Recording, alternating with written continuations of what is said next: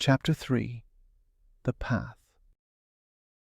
I feel the carriage jolt as we exit through the northern gate and cross the hump of Bydare's Bridge. The bridge, famous for its red coloring, was a gift from the Solarians long ago and is one of the few physical connections Maramore shares with the mainland.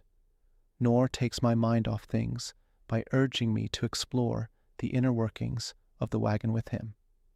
We use what little knowledge we have at our disposal to guess how everything within this strange carriage might work. As part of our vain attempts, we touch the thick cloth walls and knock on the exquisite wood in the hope some of its inner secrets may become obvious to us. Much to the amusement of the two guards, others begin to participate in the action. It does not take long for us to give up and sit around the fire pit. The guards sit near us, and the one with the friendly eyes informally introduces himself as Barris.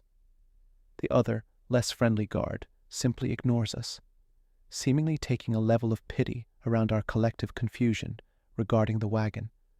Barris decides to offer some insight. All I know is that the carriage was built by the collector himself, with the help of a friend. I too have been unable to work out the precise nature of this wagon, and the collector is good at keeping his secrets. All you need to know is that magic runs throughout it, and while it is a strange contraption, you are perfectly safe within it, says Barris, in a gentle voice that matches his demeanor. Barris points to one of the beds. If you look, there are signs above each bed with your name inscribed. You will also find that your trunks have a few surprises waiting for you. Sure enough, all of the collected youth, myself included, leapt to our feet and grabbed our belongings. Each of us began hunting down a bed with our name above it. As I pass by a few beds, I notice that each bed is snugly placed within a private alcove, with rich blue decorated curtains that can be drawn across for further privacy. I eventually find a sign inscribed Avron into its wood surface. I drop my belongings onto the floor, and I rather enthusiastically extend both my hands onto the bed to feel its firmness. I quickly surmise that the bed is both comfortable and of high quality, especially compared to my own back at home. I relish for a few moments that we have comfortable beds for the entire trip. With my mood improving slightly, I pick up my belongings from the grounds and go to the trunk at the foot of the bed.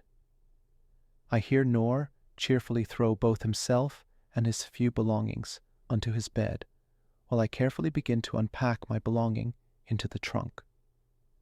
As I open the trunk, I see that there are many articles of clothing already packed within it. I lift a pair of pants and inspect it against the firelight. Fine embroidered velvets, similar to what the collector wore. The quality of it is unmatched, putting what I am currently wearing to shame. Yes, the clothes are for you all, calls Barris across the room, seeing me hold up the pants. However, I would advise that you wear them closer to Penthia. And they all fit? I say to Barris, unsure how that would be possible. They always do, says Barris simply, shrugging his shoulders. His expression makes me believe that asking further questions about the workings of the clothes or the trunk would be a futile endeavor. After putting the pants back, I fill the remaining space within the trunk with my own belongings. As we all pack and begin to settle in, I muster the courage to introduce myself to the others, partly motivated by Nor's lead, although he conveniently passed over the small boy that he and his auntie declined to trade places with. We all seem to be around the same age, except for the young boy who is called Harry. He appears to be around 10 or 11. In our brief conversation, his voice sounds sullen, and his mind is focused on the family he left behind. With watery eyes, he asks me how I could be close to someone like Nor. For the next few days, Harry refuses to even look at or be near Nor, preferring to keep to the other side of the cabin by himself. Not surprisingly, he and his family are from Sugar Street, the poorest part of town right next to Lowers Lane, where Nor lives. The other two introduced themselves as Robin and Annie, who both hail from Saltstrait Street.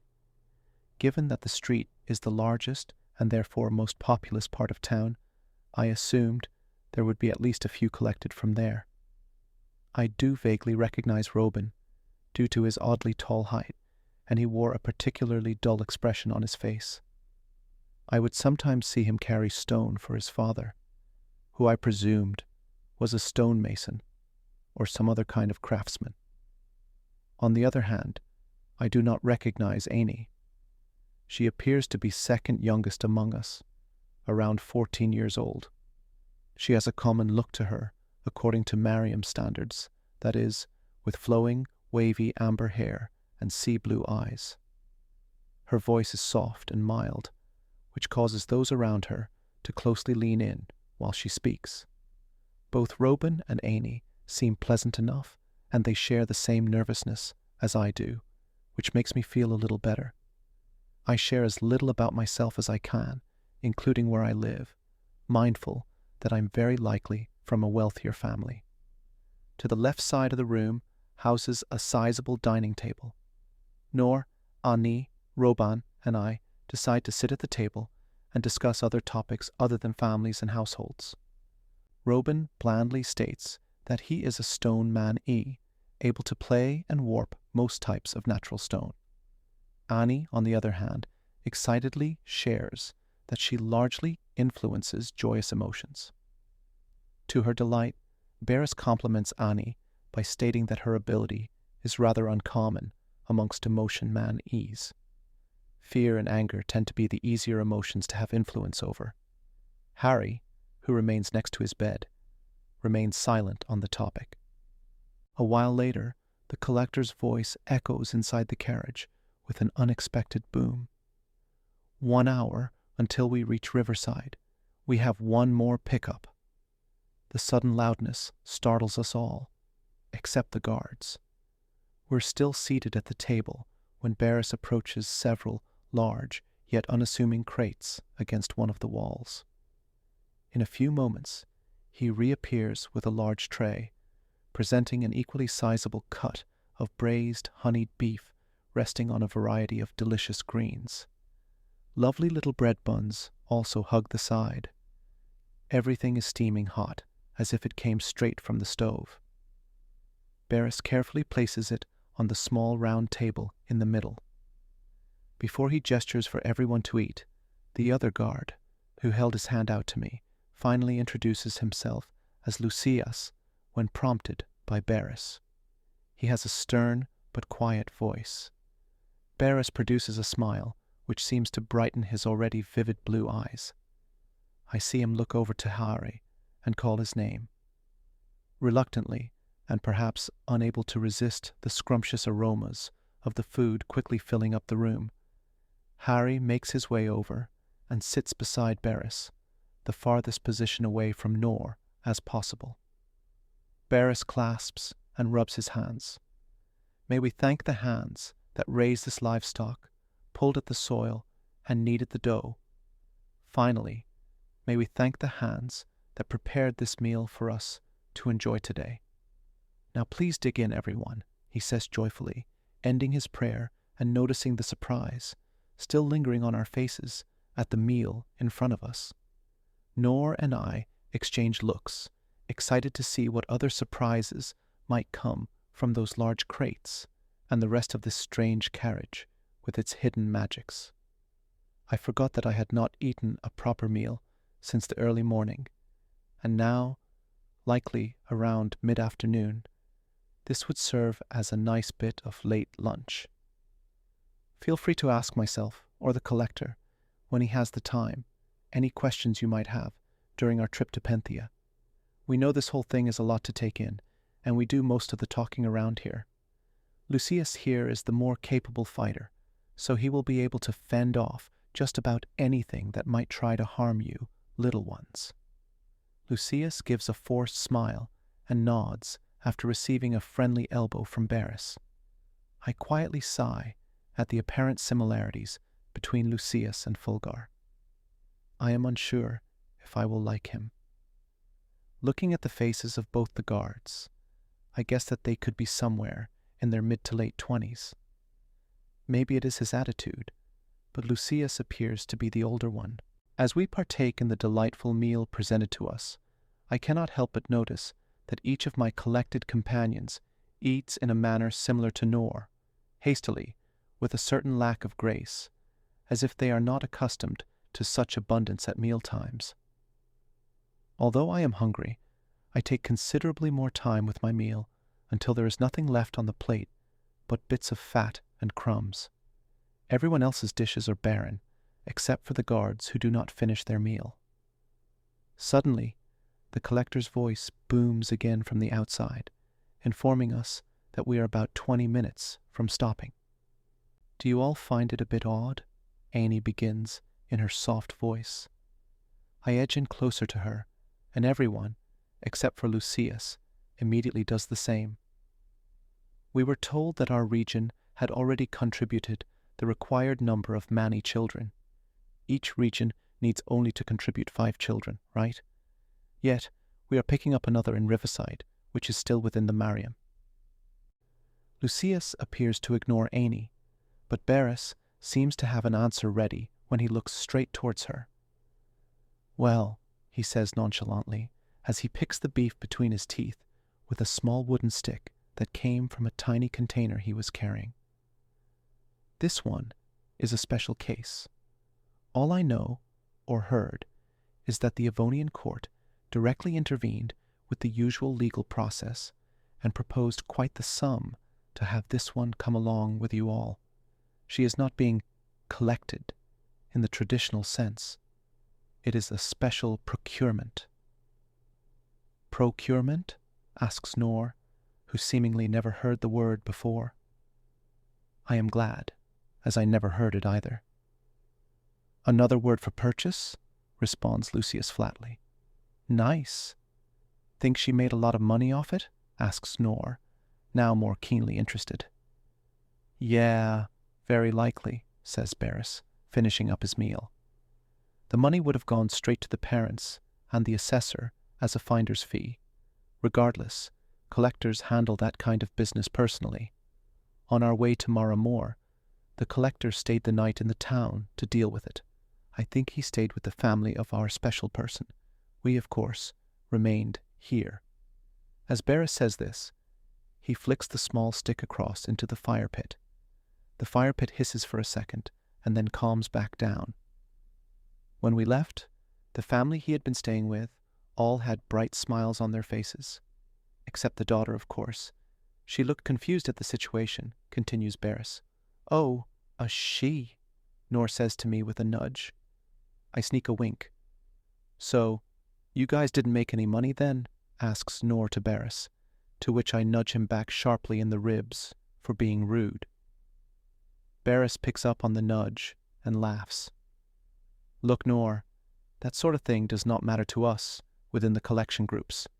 We, along with assessors, simply fulfill the requests that are handed to us.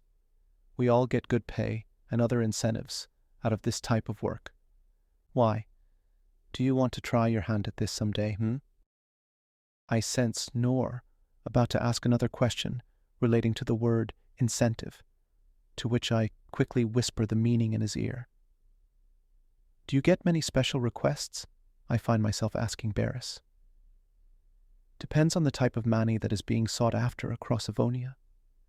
Sometimes we need more of one type of skill than the others," says Barris, shrugging.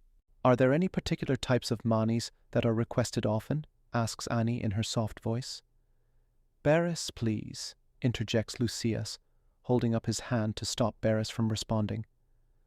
"Look, some Manis have powers that are needed for the different needs of the city or other functions, but this is not for you to know or care about. Let us stop this line of questioning. We are boarding on sharing state secrets, and we do not wish to go there. Let us now drop this conversation." Lucius glares straight at Barris at the last sentence, who responds with a mocking surrender.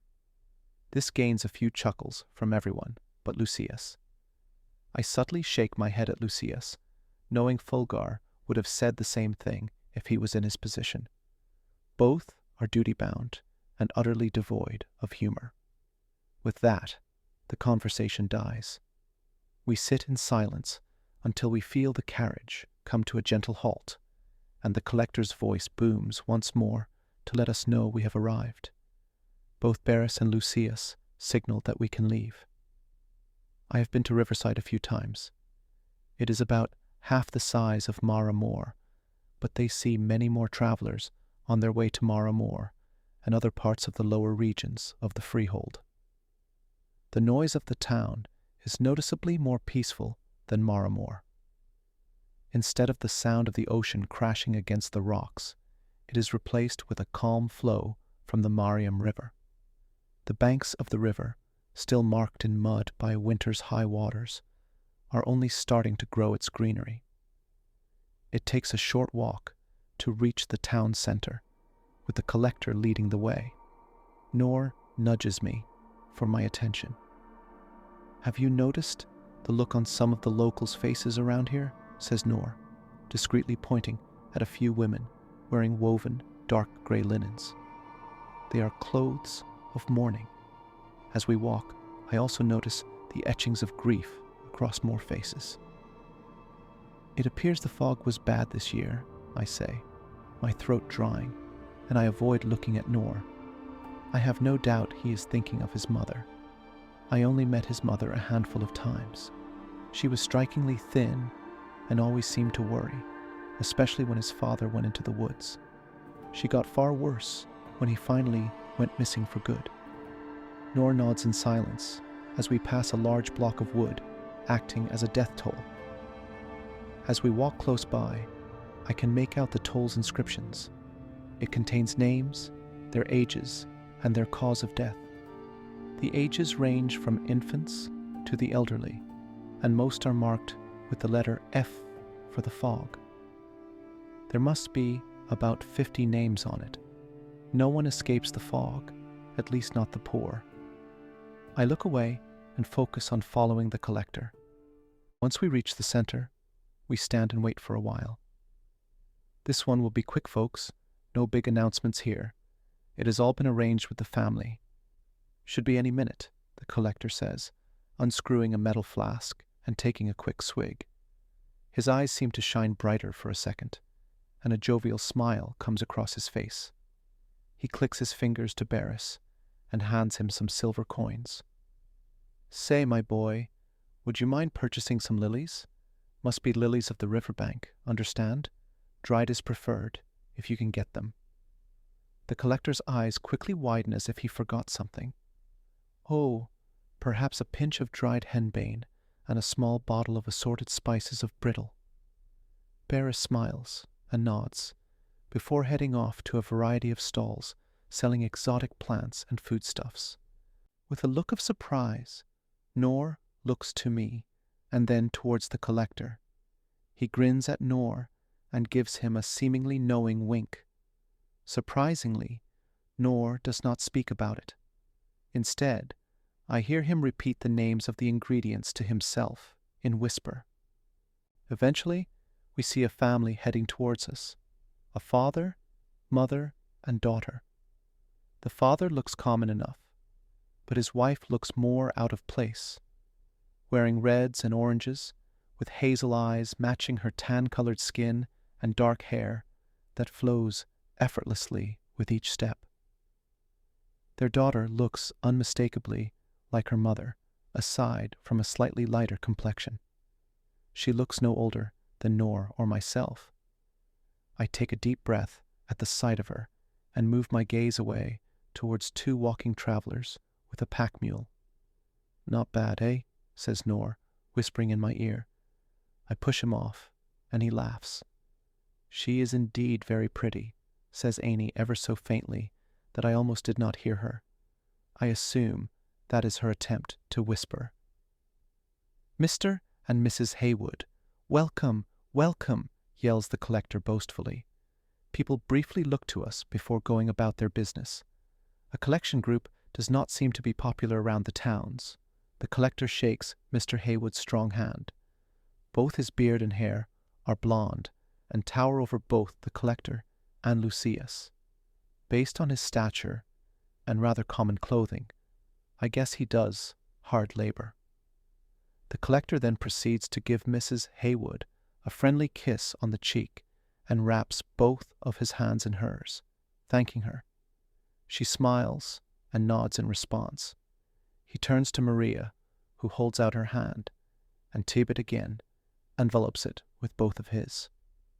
Unlike us, he pays particular attention to her, even thanking her.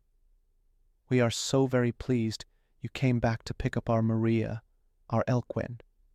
It means a lot to have someone of your reputation, and of course, a familiar face, be part of this," says Mr. Haywood, complimenting him.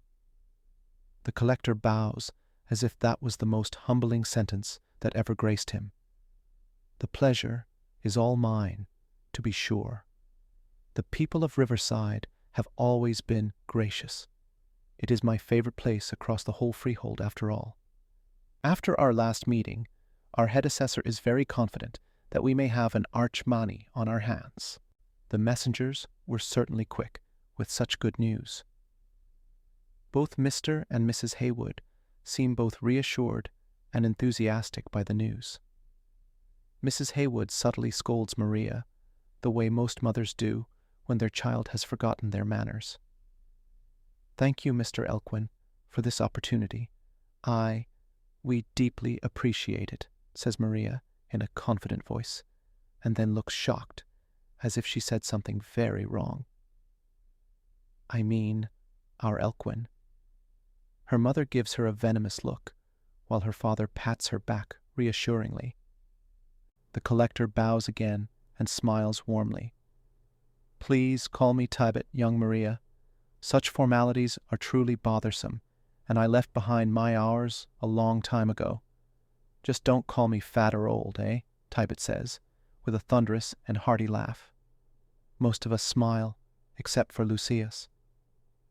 "Now, if you are ready, you will be joining our small group as we ride through the rest of Merriam, and then through the outer Lonsdale region. Finally, we will be in Avonia Minor, where we will be in good hands for the rest of the trip." Maria nods and bows gracefully. She hugs her parents, who proceed to give her a heavy-looking rucksack. On Tibet's orders, Lucius holds it for her. Her importance is being made apparent to us.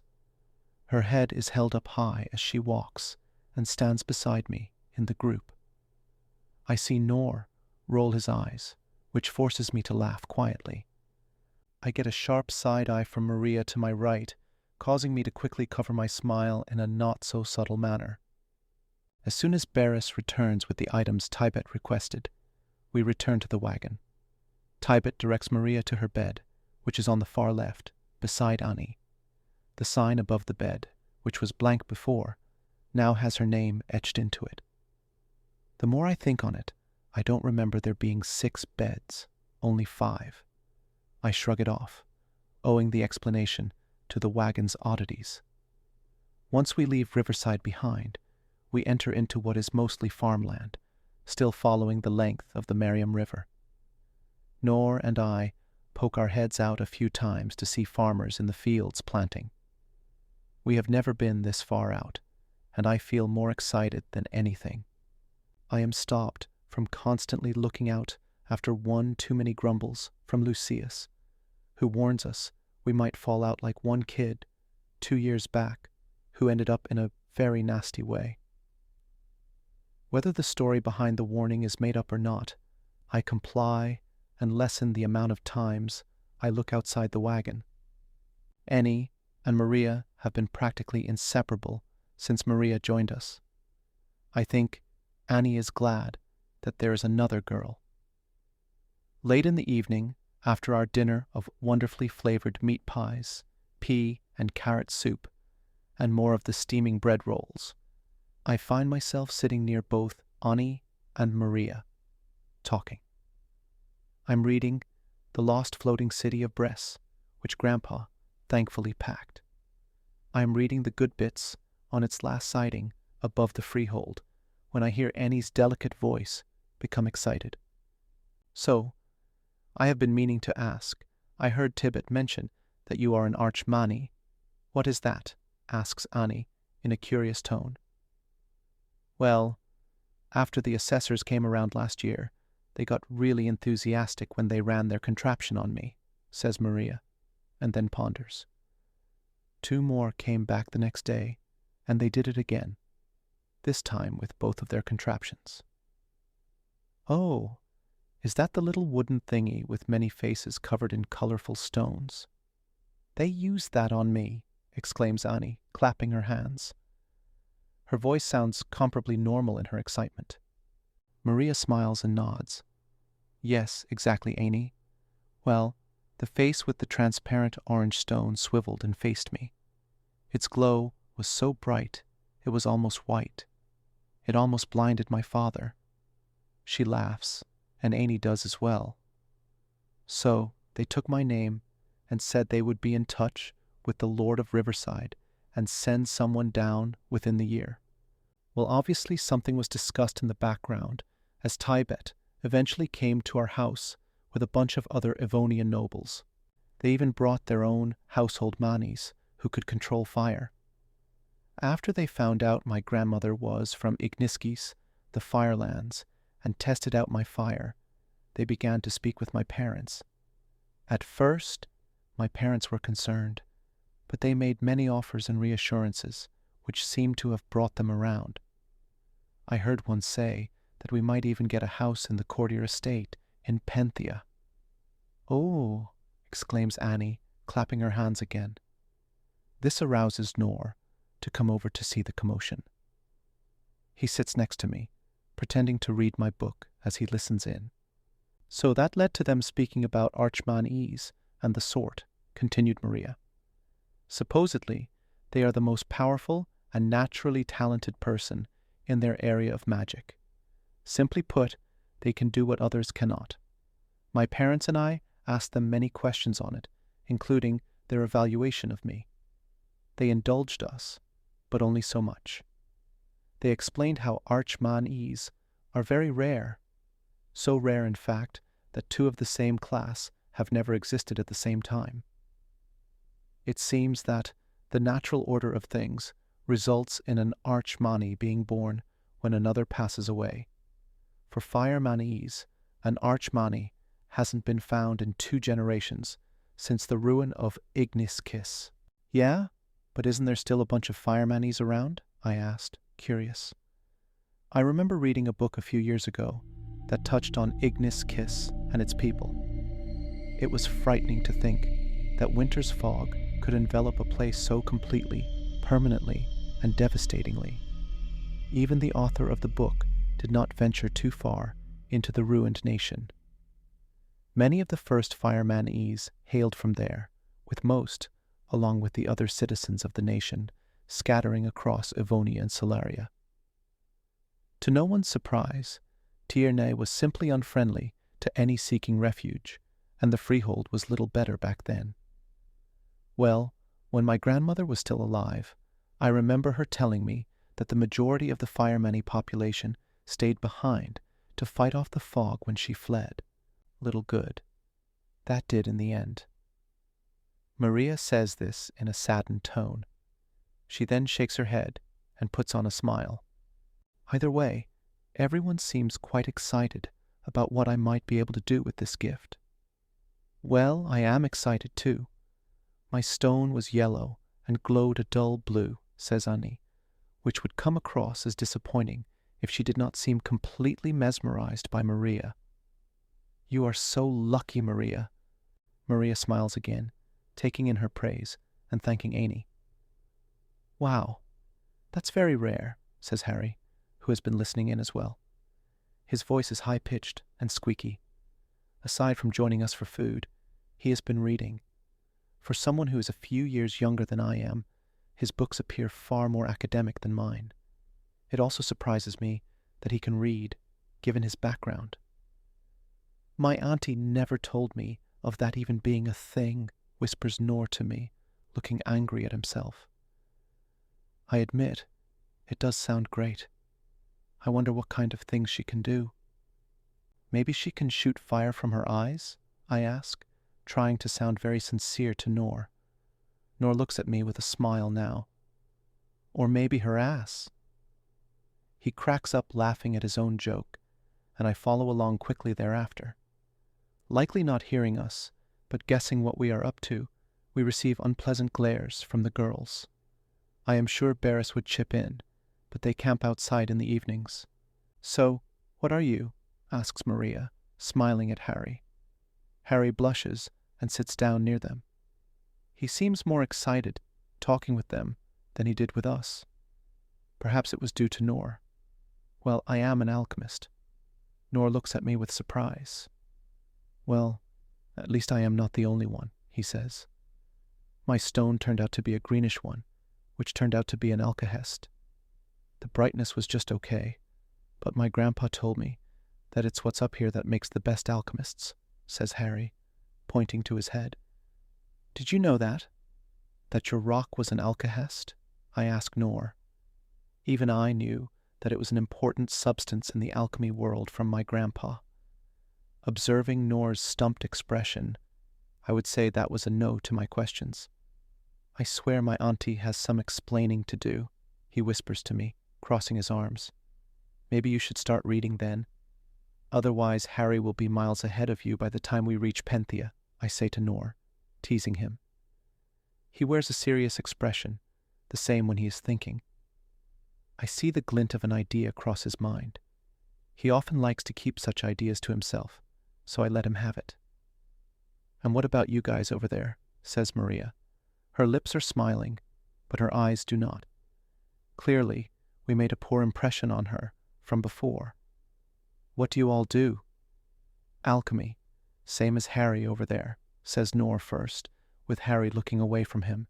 Nor looks to me and rolls his eyes on reaction. The alkahest stone, like Harry ever so astutely mentioned, glowed quite bright. My auntie thinks I have what it takes to make a good alchemist.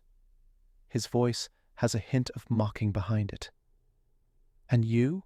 Maria asks me, not following up on Nor's answer. It takes me a couple of seconds to answer. I realize that I'm fiddling with the necklace Mother gave me. Aside from Robin, who has not chimed in yet, I am perhaps the poorest excuse for Imani out of everyone so far. All I remember is the whirring of the contraption and the brief blindness it caused.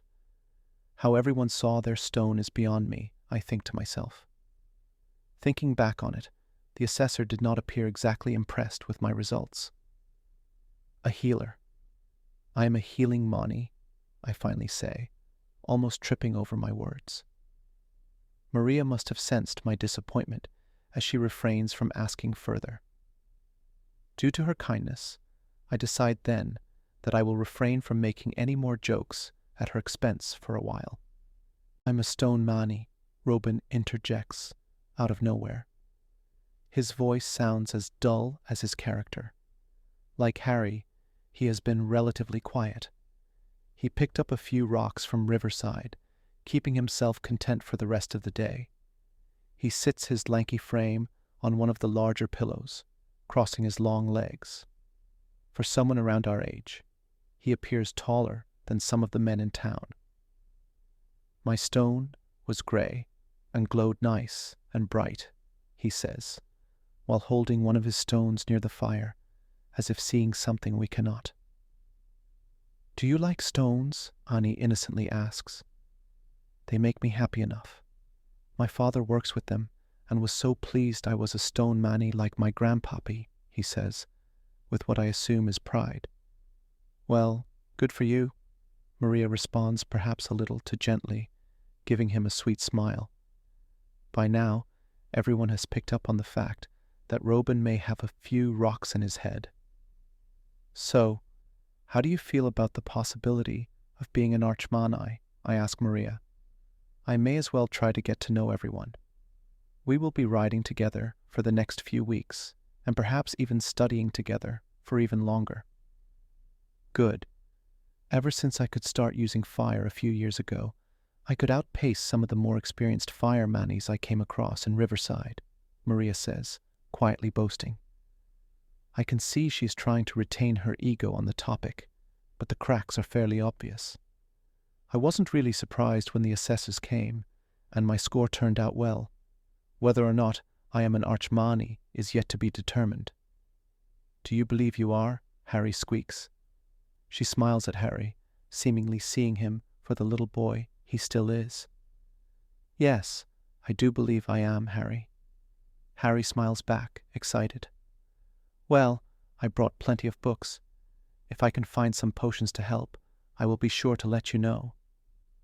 That is so sweet of you, Harry, exclaims Annie, holding her hands to her heart. Very sweet indeed, Harry, confirms Maria. Nor looks at me, while covering his face from everyone with one hand, and makes a gagging expression. I hold back my laugh. The cart stops soon after, and Tybert enters, looking tired. He claps his hands, and suddenly the lanterns in the room dim by themselves. I hope you lot had an exciting day today. You have all been exceptionally well behaved.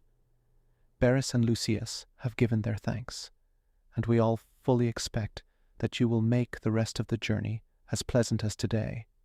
We covered a lot of ground and should arrive within 2 weeks. We all nod, and he claps his hands again after stroking the curls on his beard. Fantastic. Absolutely fantastic. I am very excited to get to know all of you during the trip. Remember, you are all exceptional human beings, cream of the crop. You will be well looked after during your time with us. Come now, let us get some shut-eye for tomorrow. With that, Tibbet unfolds a curtain near him, which I did not notice was there before, revealing his impressively decorated quarters. Before he folds back the curtain, he pops his head out. No mischief, I trust, eh? Have you ever noticed that Tybet hasn't eaten with us yet? Says Nor, looking to make sure Tybet is in his room, out of earshot. Not until you mentioned it, I say. I figured he just eats while he rides the horses.